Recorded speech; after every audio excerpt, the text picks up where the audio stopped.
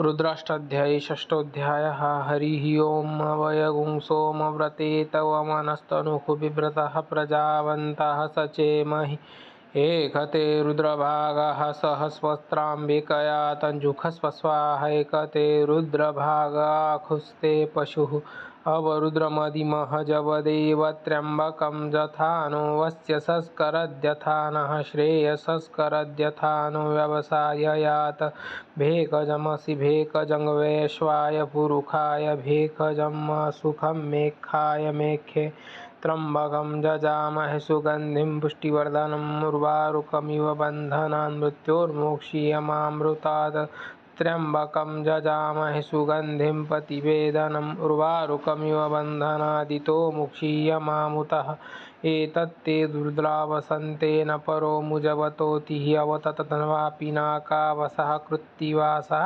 अहिगुंसन्नः शिवोतिः त्रयायुखञ्जमदग्नेः कश्यपस्य त्रयायुखं जज्देवेकु त्रयायुखं तन्नो अस्तु त्रयायुखं शिवो नामासि स्वदितिस्ते पिता नमस्ते अस्तु मामाहिगुंसिः निवर्तयाम्यायुखेनाद्याय प्रजननाय रायस्पोखाय सुप्रजास्वाय सुवीर्याय इति रुद्रपाठे षष्ठोऽध्यायः सम्पूर्णम्।